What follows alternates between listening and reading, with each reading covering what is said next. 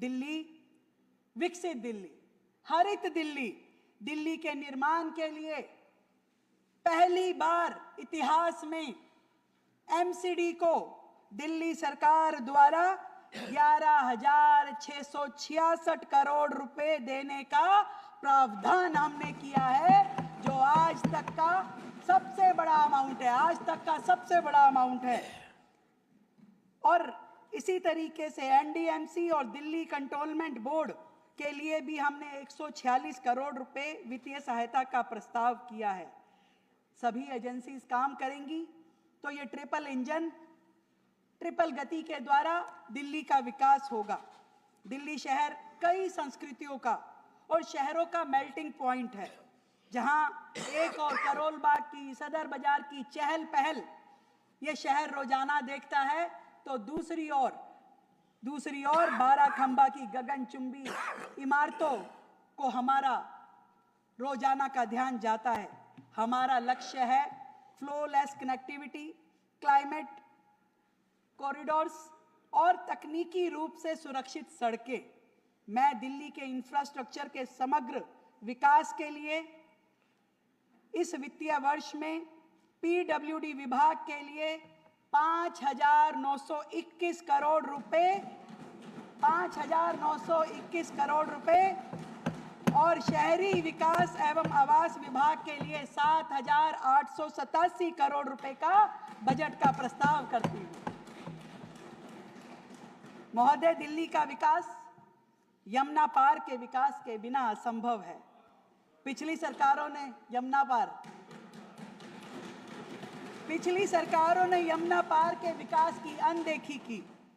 हमने वर्ष 25-26 में ट्रांस यमुना डेवलपमेंट बोर्ड को फिर से क्रियाशील किया और 26-27 में यमुना पार क्षेत्र के समुचित विकास के लिए हमने 300 करोड़ रुपए का बजट पहले फेज में रखा है और यमुना पार में वहां की सड़कें, वहां का इंफ्रास्ट्रक्चर बेहतर हो, इसका प्रयास किया है। और इसी प्रकार अनधिकृत कॉलोनियां जो हमेशा से उपेक्षा की शिकार रही, इस अनधिकृत कॉलोनियों की मूलभूत सुविधाओं के लिए, सड़कों के लिए, ड्रेनेज के लिए, लाइटों के लिए हमने 800 करोड़ रुपए का बजट आवंटित किया है। दिल्ली केवल मेट्रो शहर नहीं है अध्यक्ष जी, इनकी आत्मा गांवों में बसती है। और दिल्ली ग्राम विकास बोर्ड के लिए हमने 787 करोड़ रुपए का आवंटन का प्रस्ताव दिल्ली के ग्रामीण अंचलों के विकास की मुख्य धारा में लाने के लिए किया है। दिल्ली केवल ऊपरी तौर पे विकसित नहीं, बल्कि भीतर से मजबूत होनी चाहिए। दिल्ली का हर कोना विकसित होना चाहिए, इसलिए हमने हर सेक्टर के लिए यहाँ पे बजट का प्रावधान किया है। दिल्ली के इंफ्रास्ट्रक्चर के लिए, डेवलपमेंट डिपार्टमेंट के लिए भी हमने 960 करोड़ रुपए का आवंटन का प्रस्ताव मैं आज इस हाउस के समक्ष करना चाहती हूँ।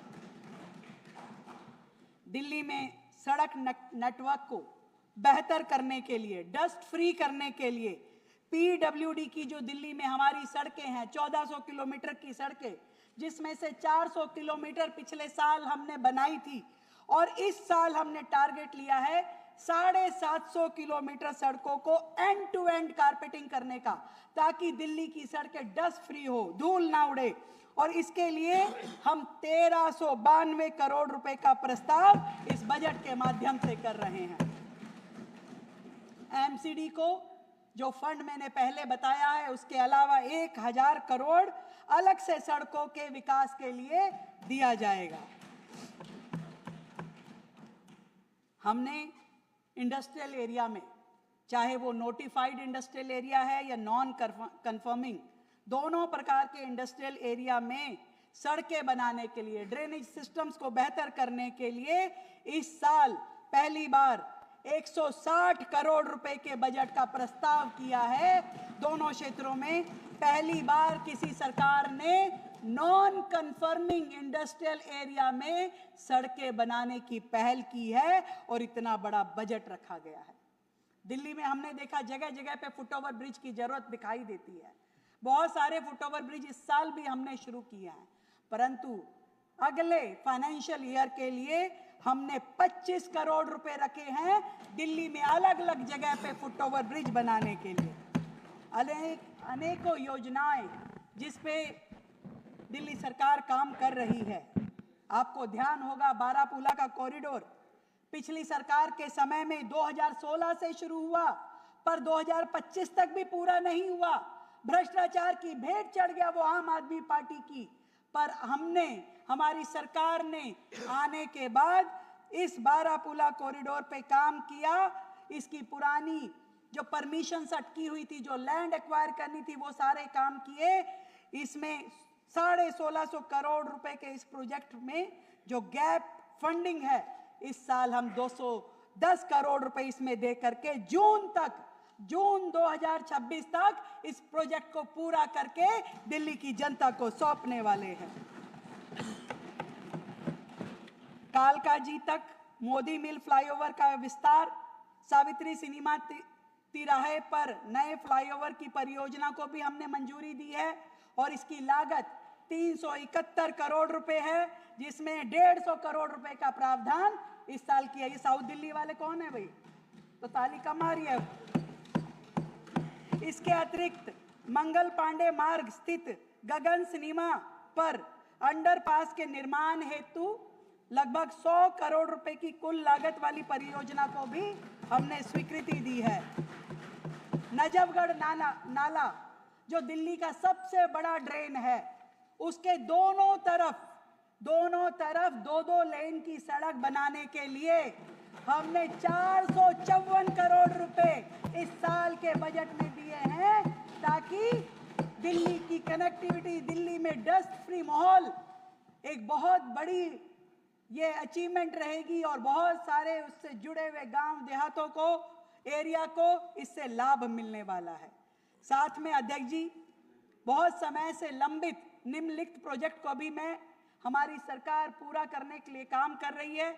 मैं बताना चाहूंगी, आजादपुर से त्रिपोलिया गेट इंटीग्रेटेड फ्लाईओवर, घंटाघर स्टेशन से इंटीग्रेटेड फ्लाईओवर का काम, यमुना विहार से भजनपुरा इंटीग्रेटेड फ्लाईओवर का काम, साकेत जी मेट्रो स्टेशन से 6 लेन का अंडरपास, एमबी रोड से एलबीएस मार्ग तक 2 लेन का अंडरपास का काम, लाल बहादुर शास्त्री मार्ग से एमबी रोड तक फ्लाईओवर तक 2 लेन का एलिवेटेड रैंप बनाने का काम, एशियन मार्केट बत्रा अस्पताल तक 6 लेन का एकीकृत फ्लाईओवर डबल डेकर सिस्टम के साथ बनाने का काम, मां आनंदमयी तुगलकाबाद रेलवे कॉलोनी तक 6 लेन का एकीकृत फ्लाईओवर बनाने का काम। ये सारे प्रोजेक्ट जो कि 2000 करोड़ से भी ज्यादा के लागत के प्रोजेक्ट है, इस वर्ष हमने बजट 2026-27 में अध्यक्ष जी इसके लिए 575 करोड़ रुपए प्रस्तावित किए हैं, ताकि ये प्रोजेक्ट आगे बढ़ सके। इन सभी प्रोजेक्ट के माध्यम से ना केवल दिल्ली का कंजेशन दूर होगा, बल्कि प्रदूषण में भी बहुत कमी आएगी, जाम भी यहाँ पे हमें मुक्ति मिल पाएगी। सभी एमएलएस को अपने एरिया में अलग से डेवलपमेंट करने के लिए टोटल 350 करोड़ रुपए का बजट भी रखा गया है।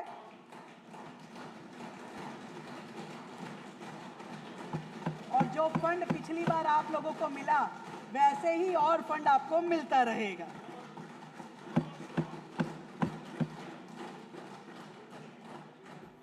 अध्यक्ष जी, हमारा लक्ष्य स्पष्ट है, एक स्वच्छ, हरित, सशक्त दिल्ली।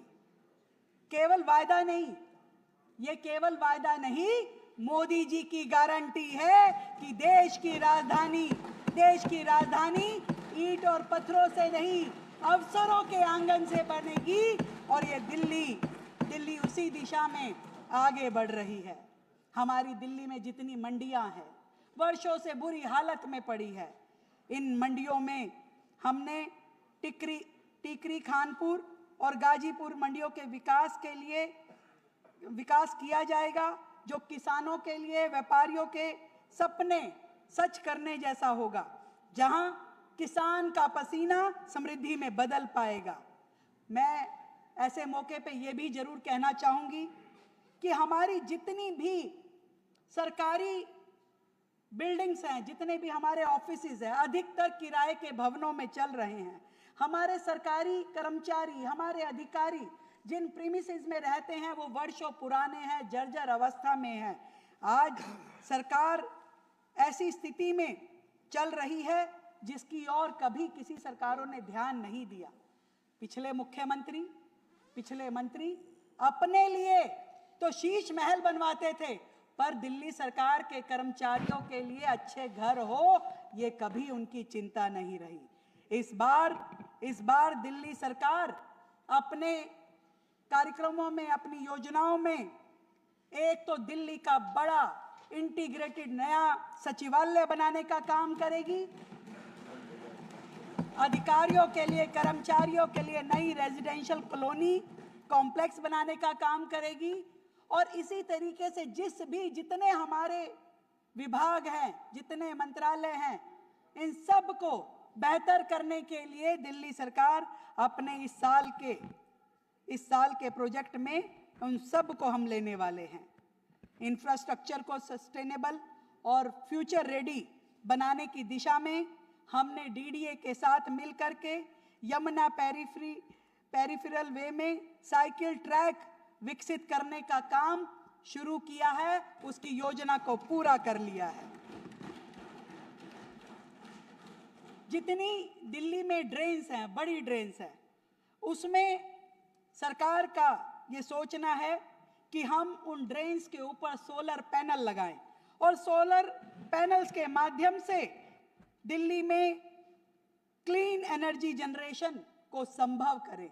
तो इस श्रृंखला में इस बार सरकार आगे बढ़ेगी और इनोवेटिव आइडियाज के साथ काम करते हुए हम दिल्ली को बेहतर बनाने का प्रयास करेंगे। अध्यक्ष जी, हमने एमसीडी के साथ मिलकर के दिल्ली में पार्किंग की समस्या को सुलझाने के लिए कई नई पार्किंग्स पे काम शुरू किया है, और इस साल उस श्रृंखला में मुझे लगता है कि कई पार्किंग्स को हम आगे बढ़ाएंगे और उनको फंड भी देंगे। मैं बात करना चाहूंगी बिजली विभाग की। और अध्यक्ष महोदय, हमारा टारगेट है दिल्ली को अनडिस्टर्ब्ड पावर सप्लाई मिलनी चाहिए, लगातार मिलनी चाहिए, और इसके लिए हमने पावर डिपार्टमेंट को 3,942 करोड़ रुपए का बजट दे करके दिल्ली में बिजली सब्सिडी भी जारी रहेगी, और प्रधानमंत्री सूर्य घर मुफ्त बिजली योजना और सौर ऊर्जा के उत्पादन आधारित प्रोत्साहन योजना भी दिल्ली सरकार में लगातार चलेगी, जिससे हम अपनी पावर इंडिपेंडेंस को कायम कर सके, इसको आगे बढ़ा सके।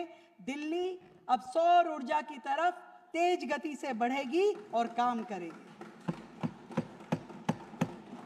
अध्यक्ष जी, एक बड़े मशहूर शायर ने एक बात कही कि दिल्ली कहाँ गई तेरे कूचों की रौनक, कि दिल्ली कहाँ गई तेरे कूचों की रौनक, गलियों से सर झुका के गुजरने लगा हूं मैं। हम जहां जाते हैं हम देखते हैं तारे ही तारे, तारे ही तारे, और जो हादसों का भी कारण बनती हैं, घरों से लोग आसमान तक भी नहीं देख पाते। हमने इस फाइनेंशियल ईयर में दिल्ली में वायरिंग को अंडरग्राउंड करने के लिए अनेक प्रोजेक्ट शुरू किए, और उसमें से एक बड़ा प्रोजेक्ट हमने चांदनी चौक में शुरू किया जो कि 160 करोड़ की लागत से था, जहां 52 किलोमीटर लंबी ओवरहेड बिजली की लाइनों को अंडरग्राउंड किया गया। ये किया जा रहा है, ये अपने आप में दिल्ली के ऐतिहासिक चांदनी चौक क्षेत्र के लिए बहुत ही सुंदर कार्य शुरू हुआ है। मैं बहुत बहुत बधाई देती हूं अपने बिजली विभाग को, और इस बार हमने 200 करोड़ रुपए का फंड और दिया है इसी प्रकार के काम को करने के लिए और दिल्ली की सुंदरता बढ़ाने के लिए। सुरक्षा भी मिलेगी, दुर्घटनाओं से भी बचाव होगा और दिल्ली की सुंदरता भी बढ़ेगी। और दिल्ली भविष्य में बिजली की खपत के अनुमान को ध्यान में रखते हुए लगातार नए सब स्टेशन भी बना रहे हैं, ट्रांसफॉर्मर्स भी लगा रहे हैं, ताकि दिल्ली की जो पावर कंजम्पशन है लगातार ठीक ठाक सप्लाई के साथ चलती रहे। अध्यक्ष जी, एक घटना हम सबको बड़ी तकलीफ हुई उसके साथ में, जो पीछे फायर का इंसिडेंस पिछले दिनों हुआ।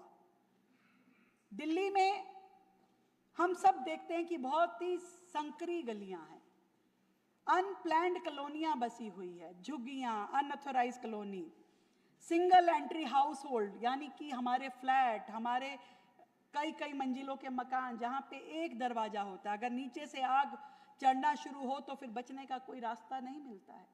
ये कहानी उन फ्लैटों की भी है, ये कहानी उन कोठियों की भी है, और झुग्गी बस्तियां जो बिल्कुल कंजस्टेड एरिया में है, जहां अनऑथराइज कॉलोनियां है, जहां कोई नक्शे नहीं पास होते, जहां पे चौड़ी सड़कें नहीं है, जहां पे कोई फायर टेंडर जाने की जगह नहीं है।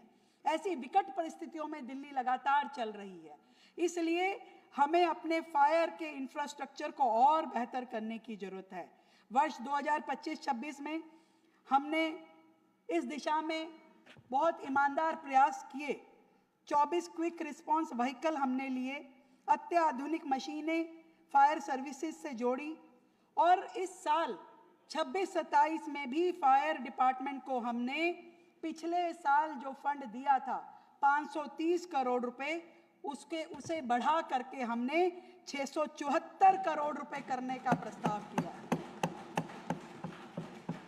और इसके अंतर्गत नए फायर सर्विस स्टेशन 26, एक मध्यम वर्गीय परिवार को हो, कोठी वाला हो, झुग्गी वाला हो, हर एक को रहती है, वो है सीवर और पानी। सीवर, पानी, स्वच्छ जल, स्वस्थ जीवन, ये सब जुड़ा हुआ है। और इसके लिए पिछले सरकार, जब हमें दिल्ली का काम की जिम्मेवारी मिली, हमने पिछले साल भी 9,000 करोड़ का बजट इस विभाग को दिया था, और बहुत ही तीव्र गति से दिल्ली में नई पानी की लाइनें डलने का काम हो या सीवर की लाइनें डलने का काम हो, वो लगातार किया गया। जल और सीवेज का इंफ्रास्ट्रक्चर को सुदृढ़ करना, सेवा के वितरण को बेहतर बनाने के लिए, नागरिकों के जीवन स्तर को बेहतर बनाने की लगातार कोशिशें की गई। इस साल मैं कहना चाहती हूं कि हम इस बजट को इसी प्रकार बना के रखेंगे। 9,000 करोड़ रुपए इस साल भी हम अपने दिल्ली जल बोर्ड को दे रहे हैं, और जो प्रोजेक्ट पिछले साल हमने शुरू किए, जैसे रजोकरी, बिजवासन, सिरसपुर और पल्ला में नए भूमिगत जलाशयों का संचालन, और द्वारका में 50 MGD जल संशोधन संयंत्र की तीव्र गति से निर्माण, ये दिल्ली के लिए अमृत धाराएं साबित होंगी। अध्यक्ष जी, हमने पिछले साल 172 किलोमीटर की वाटर डिस्ट्रीब्यूशन पाइपलाइनें बिछाई, हमने 13 किलोमीटर लगभग ट्रांसमिशन लाइनें लगाई, जल आपूर्ति में हमने 10 MGD की वृद्धि की, और आगे भी 36 MGD के अतिरिक्त जल का हमने लक्ष्य लिया हुआ है। ये सब कुछ मिलकर के दिल्ली में जल संतुलन को दृढ़ करेंगे। हम नॉन रेवेन्यू जल को भी 45% से घटाकर 15% करने का हमारा लक्ष्य है। हर दिल्ली के हर घर में नल के माध्यम से जल जाए, ये हमारी दूरदृष्टि है। किसी को भी इस टेम्परेरी टैंकर की व्यवस्था से पानी ना लेना पड़े, और इसके लिए हमने चंद्रावल वाटर ट्रीटमेंट प्लांट, उसमें पाइपलाइन के विस्तार का काम तेजी से चल रहा है, जिसमें लगभग 9 विधानसभाओं को लाभ मिलेगा। इस परियोजना के लिए, यानी चंद्रावल वाटर ट्रीटमेंट प्लांट के लिए, हमने 475 करोड़ रुपए का प्रावधान किया है। और वजीराबाद वाटर ट्रीटमेंट प्लांट के लिए, उसमें भी 10 विधानसभाओं को सीधा सीधा लाभ मिलेगा। हम ADB बैंक से उसके वित्त पोषण की व्यवस्थाओं करने के लिए प्रस्ताव हमने ADB बैंक के पास भेजा है। हम दिल्ली में सीवेज सिस्टम को बेहतर करते हुए, जो हमारा टारगेट है कि अभी दिल्ली की जो कैपेसिटी है लगभग 707 MGD पानी को ट्रीट करने की है। हम चाहते हैं इस कैपेसिटी को हम 1500 MGD पे लेके जाएं। सारी सीवर लाइनें, सारी जितने STP हैं उन सबको बेहतर करने का हमारा टारगेट है। और इस साल भी हमने 180 किलोमीटर नई सीवर लाइन बिछाई और 110 किलोमीटर सीवर लाइनों को इस साल बदला गया है।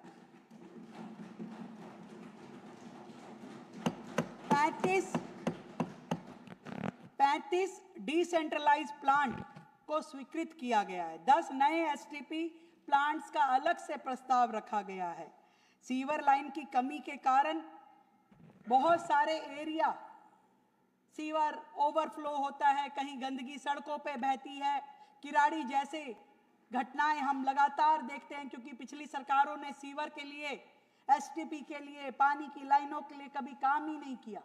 परंतु हमारी सरकार लगातार जनता के हित में इन सब कामों को लगातार कर रही है, स्पीड में कर रही है और बहुत बड़ा बदलाव रोजाना दिल्ली के लोगों को यहाँ देखने को मिल रहा है।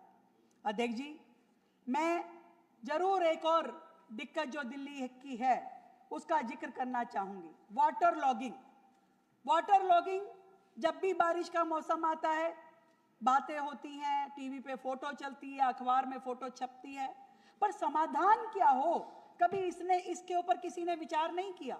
पहली बार 27 साल बाद जब भारतीय जनता पार्टी की सरकार आई तो हमारे मंत्री जी ने, हमारे विभाग ने इस पे डिटेल्ड स्टडी करके 50 साल बाद दिल्ली में नया ड्रेनेज मास्टर प्लान लेके आया गया और उस ड्रेनेज मास्टर प्लान की सिफारिशें लागू की गई, जिसके अंतर्गत हमने MB रोड की ड्रेनेज को मंजूरी दी। हमने किराड़ी, मुंडका, बवाना, नांगलोई विधानसभा से जल निकासी की समस्या को खत्म करने के लिए रेलवे लाइन के समांतर वहां पे बड़ी ड्रेन 221 करोड़ की लागत से उसको बनाने की मंजूरी दी। MB रोड वाली ड्रेन 387 करोड़ की लागत से बननी है। और इसके अलावा भी पूरी दिल्ली में अलग अलग जगहों पे हमारे फ्लड एवं इरिगेशन विभाग द्वारा ये ड्रेन्स को नई बनाने का काम, पुनर्विकसित करने का काम किया जा रहा है। और इस मद में हमने अलग से 610 करोड़ रुपए का फंड हमारे सिंचाई विभाग को दिया है। एक और अच्छा काम इस बीच में हमारे सिंचाई विभाग द्वारा किया गया, हमारी अन्य एजेंसियों ने किया, वो है डीसिल्टिंग।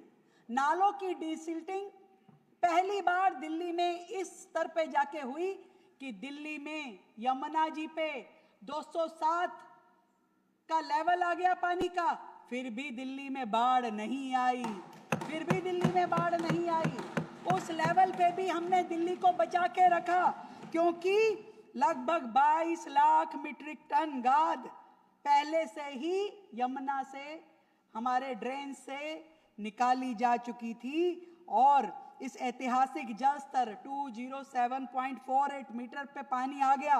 वो निशान हर बार हम टीवी में देखते थे, पानी यहाँ आने वाला है, पर इस बार दिल्ली में पानी नहीं भरा। ये डीसिल्टिंग का कमाल था कि ऐतिहासिक जगह जहां हर साल पानी भरता था, इस बार नहीं भरा। और आने वाले इस साल में भी दिल्ली में जल भराव ना हो, इसके लिए लगातार सरकार काम कर रही है। हमने फ्लड प्रोटेक्शन वॉल भी बनाने का काम शुरू किया है, जो कि 50 करोड़ की लागत की है। इस तरीके से दिल्ली में पानी की, सीवर की, ड्रेनेज की, ये सारे काम सरकार के लिए प्रायोरिटी है और सरकार इस पे काम कर रही है। मैं अगले सेक्टर में बताना चाहूंगी हेल्थ केयर के बारे में। सुलभ स्वास्थ्य सुरक्षित जीवन। अध्यक्ष जी, हम शिक्षा और स्वास्थ्य किसी भी वेलफेयर स्टेट के केंद्र बिंदु होते हैं। यही विचार हमारी नीतियों में भी है। हमारी सरकार प्राइमरी से लेकर के इंटेंसिव केयर तक एक मजबूत, सुलभ, किफायती व्यवस्था गढ़ रही है। और हमारा ये मानना है कि जो उपचार है वो अधिकार है, उपकार नहीं है, उपकार नहीं है। इसलिए हमने स्वास्थ्य विभाग को 12,645 करोड़ का बजट आवंटित किया है, 12,645 करोड़ रुपए का। और जितने पुराने पिछली सरकार के भ्रष्टाचार की भेंट चढ़े हुए हॉस्पिटल थे, आज ये आए नहीं है विपक्ष वाले, आते तो मैं इनको भाषण देने में मजा भी नहीं आ रहा, वो सुन ही नहीं सकते। ऐसे ऐसे काम करके गए हैं कि जब वो फाइलें खुलती है तो ये एहसास होता था कि करते क्या थे। और सिस्टम में इतना ज्यादा गड़बड़, इतना करप्शन, इनको तो 11 साल भी इनको काम करने का मौका कैसे मिला। पहले दिन से ही ये पकड़ में आने वाले काम इन्होंने किए। हमने माधीपुर, सीरसपुर, हदसाल, ज्वालापुरी में उन अस्पतालों को पूरा करने के लिए इस साल 515 करोड़ रुपए का फंड रखा है, जबकि राव तुलाराम मेमोरियल हॉस्पिटल, बाबा साहब अंबेडकर हॉस्पिटल और लाल बहादुर शास्त्री हॉस्पिटल में शासकीय की योजना के तहत केंद्र के द्वारा पोषित शासकीय योजना इंफ्रास्ट्रक्चर उसको बेहतर हम करेंगे। और साथ ही अधूरे पड़े हुए लोकनायक जयप्रकाश हॉस्पिटल एवं सत्यवादी राजा हरिश्चंद्र अस्पतालों का निर्माण कार्य भी इस साल पूरा किया जाएगा। हमने जो 7 ICU अस्पताल पिछली सरकार अधूरे छोड़ के भाग गई थी, उसको पूरा करने के लिए भी 150 करोड़ रुपए का फंड इस वर्ष हमने रखा है। हमने अस्पतालों में मशीनें खरीदने के लिए, मेडिकल इक्विपमेंट खरीदने के लिए, दवाइयाँ खरीदने के लिए 787 करोड़ रुपए का फंड अलग से CPA के माध्यम से खरीदारी करने के लिए रखा है, 787 करोड़ रुपए। साथ ही प्रधानमंत्री जन आरोग्य योजना जो पिछले साल हमारी सरकार बनने के तुरंत बाद हमने लागू की थी, उसमें हमने पहले जो अंत्योदय के राशन कार्ड थे उनको शामिल किया था, बाद में हमने उसमें आशा वर्कर जोड़ी, आंगनवाड़ी कर्मी जोड़े, उसके बाद हमने दिल्ली की विधवा बहनों को उस कैटेगरी में जोड़ा, दिव्यांग लोगों को उसमें जोड़ा और अभी तक 7.5 लाख लाभार्थियों पर इस सूची को हमने एक्सटेंड किया है। मैं आज इस सदन के माध्यम से एक कैटेगरी और इसमें जोड़ना चाहती हूं और वो है दिल्ली राज्य में रहने वाले ट्रांसजेंडर लोग, उनको भी हम इस सूची में जोड़ेंगे। पिछले दिनों जब मैं इस समुदाय के लोगों से मिली, ट्रांसजेंडर्स से मिली, तो उन्होंने अपनी व्यथा कही कि हमारे लिए सबसे बड़ी मुश्किल है इलाज करवाना। हमें किसी सूची में रखा नहीं जाता, हमारे पास कोई डॉक्यूमेंट नहीं होते, इसके लिए हमें प्राइवेट अस्पतालों में जाके इलाज कराना पड़ता है। तो हमने अपनी आयुष्मान योजना की इस कैटेगरी में अब से ट्रांसजेंडर्स को भी जोड़ा है और टोटल 202 करोड़ रुपए का प्रावधान इस योजना के मातहत रखा है।